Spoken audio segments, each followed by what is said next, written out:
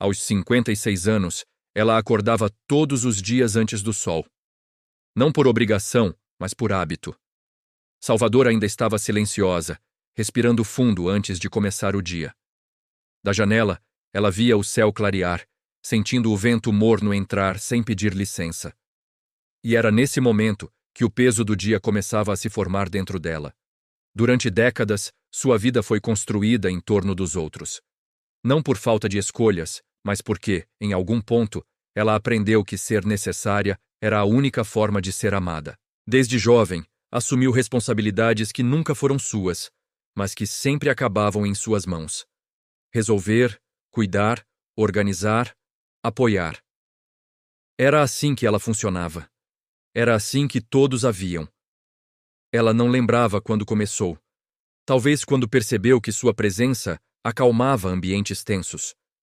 Ou quando entendeu que as pessoas recorriam a ela não por força, mas por resistência.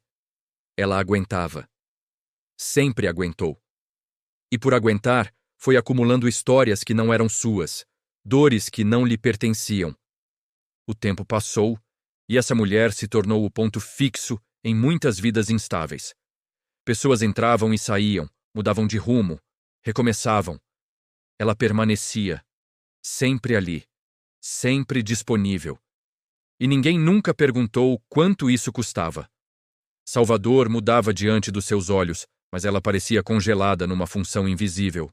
Ruas mais cheias, prédios mais altos, dias mais rápidos. E sua rotina emocional permanecia a mesma.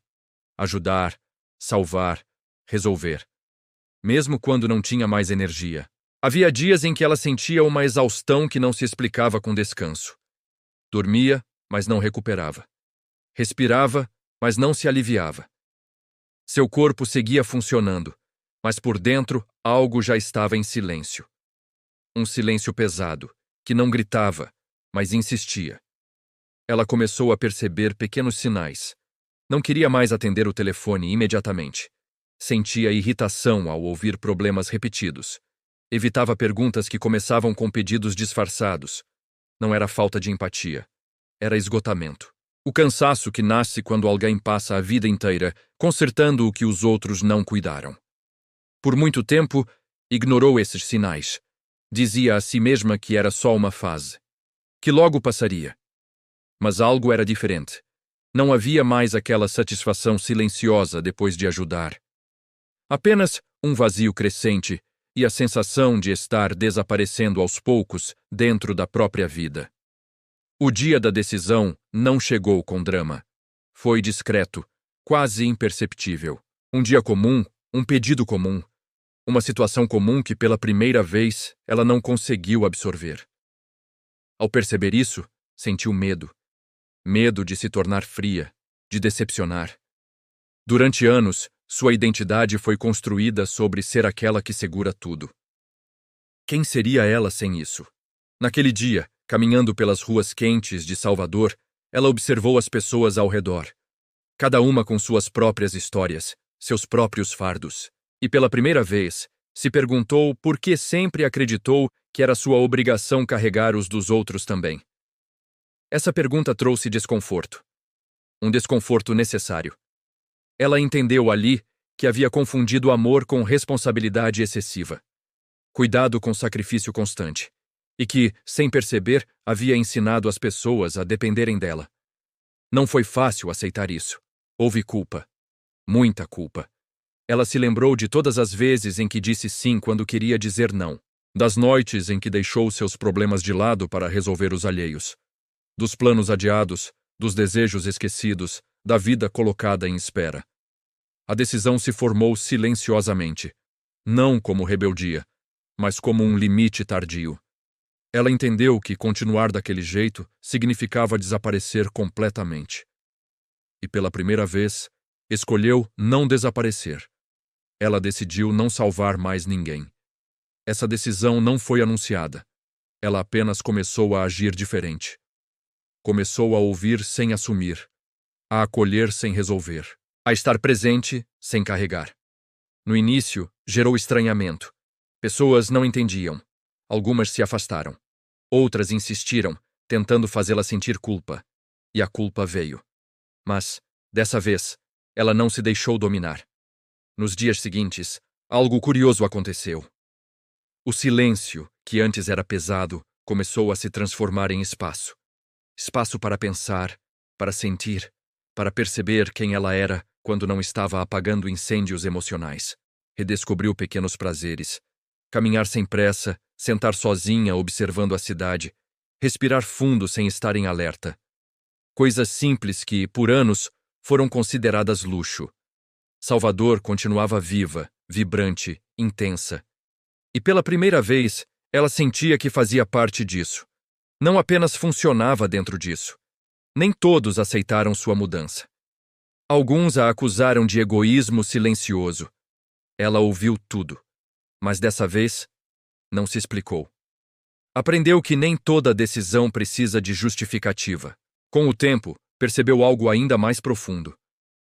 Ao parar de salvar, ela não abandonou ninguém. Apenas devolveu a cada um a própria responsabilidade. E isso, embora desconfortável para alguns, foi libertador para ela. Seu corpo começou a responder. Dormia melhor.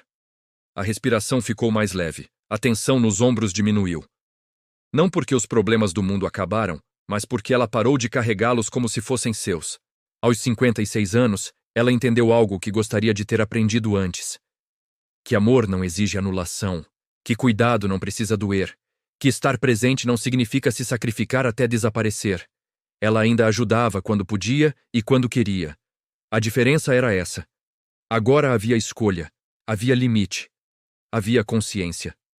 Algumas manhãs ainda eram difíceis. Velhos hábitos tentavam voltar.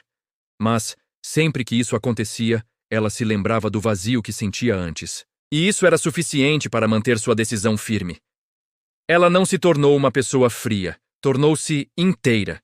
Sua energia não estava mais espalhada em dezenas de histórias que não eram suas. Estava com ela. E isso mudou tudo. A cidade continuava a mesma. As ruas, o calor, o vento. Mas ela não era mais. Havia uma calma em seu olhar que não vinha da ausência de problemas, mas da presença de limites. Ela entendeu que salvar o mundo nunca foi sua missão. Viver a própria vida, sim. E naquele ponto, aos 56 anos, sem fazer barulho e sem pedir permissão, ela finalmente começou a viver para si. Ela decidiu não salvar mais ninguém. E foi exatamente isso que a salvou. Ela compreendeu que certas escolhas não vêm para agradar, mas para preservar. E que nem toda mudança precisa ser compreendida por quem sempre se beneficiou da sua versão antiga. Ela continuou seus dias em Salvador, caminhando pelas mesmas ruas. Nada ao redor parecia diferente, mas tudo tinha mudado, porque, pela primeira vez, ela estava inteira dentro da própria vida. Havia momentos em que o impulso de voltar ao antigo papel surgia, mas agora ela reconhecia esse impulso. E ao reconhecê-lo, escolhia diferente. Escolhia não se perder de novo. Ela não sabia como seriam os próximos anos. Não tinha todas as respostas. Mas, pela primeira vez, isso não a assustava. O que a assustava era a ideia de voltar a viver apenas para sustentar o mundo dos outros. Algumas pessoas jamais entenderiam sua decisão. Outras só entenderiam quando chegassem ao mesmo limite. E tudo isso deixou de ser problema dela. O que importava era algo simples, mais profundo. Ela finalmente aprendeu a ficar. Ficar consigo. Ficar com seus limites. Ficar com sua própria vida. E talvez, em algum lugar silencioso dentro de quem acompanha essa história, exista uma pergunta que não quer ir embora. Uma pergunta que não exige resposta imediata, mas que, uma vez feita, muda tudo. Até que ponto alguém consegue salvar os outros, sem precisar um dia salvar a si mesmo? Se histórias assim falam com você, inscreva-se no canal Anyson Story e continue acompanhando. Aqui, cada história é um espelho silencioso.